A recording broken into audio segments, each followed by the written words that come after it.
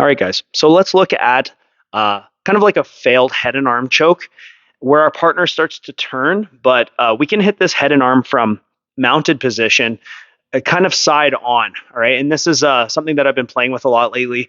And I've sort of tinkered with the mechanics a lot. So I'll share some of the things that make it a true strangle rather than like a neck crank. Even if it does neck crank my partner and he taps, I don't really care. It's still a tap, but obviously we're aiming to get like that blood choke finish. So let's say I got my partner in mount here, just lying like this. I'm just going to take off the mic because I'm gonna have like a chest to chest position on my partner.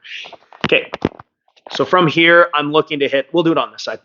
I'm looking to hit my head and arm. Right, I did a good job of getting to the katagatame position. I got to this here, and as I'm going from my head and arm, my partner starts to turn. Right. Okay.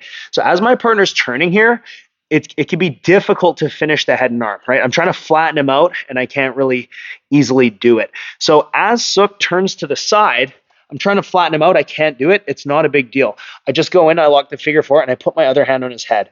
So what I really want to do to make sure that this is a blood strangle is I want to think about driving my shoulder down into his armpit. And I want to think about my left bicep making a solid contact to his neck here. So as he starts to turn to the side, I go figure four and I dip. I move my head down. And now I try and think about my left shoulder going into his armpit. Now I'm closing my left elbow in and I'm just going to drive forward. I'm just going to hold here and get that finish. And it's a very tight finish. Okay. There's other situations where we may get this. So obviously, like when we're mounting the guy, it can be difficult for him to turn. So most of the time, you're probably going to finish with the classic head and arm. But what I'd like to do right now, let's just turn on your side. I'm going to have like a gift wrap position, right? Maybe I'm in the gift wrap, or not gift wrap position, like a chair sit type position. I'm going to take his back. I'm trying to take him into the head and arm situation, perhaps, and he's turning on his side. So he's not letting me. He's not letting me flatten him out. This is actually a perfect time to do this move. So I need to make sure that all this space in here is gone. I'm going to lock up a figure four, and I'm going to try and like slink my shoulder through. So I'm doing this movement here where I'm trying to get my right arm deep. And then I lock up, I just put my hand on top of his head. Then I take my right shoulder, I dip it down into his neck. So I'm really like moving my head behind Sook here, and now I'm just gonna think about closing that right arm.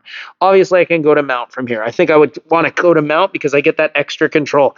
I'm gonna pull that elbow in and just lean forward and get a nice finish. So for me, moving my head off to the side dips my shoulder in and it really gets that closure on his neck, right? So let's look at it again from mount. Maybe I'm here in mount. I set up the head and arm. He realizes that if I flatten him out, that classic head and arm is on. So he starts to turn, right? He's basically, choosing to give me his back from here, but I don't need to take his back. I can just take this side katagatame. So I make sure that my arm is nice and deep. I lock that figure four and I dip my head down and try and drop my bicep and shoulder into his armpit. Now I'm going to close my elbow and I just start pushing forward and I hold. And I can get a really strong finish. One more situation I get this position from, and that would be from the back. Okay, so let me go to the back.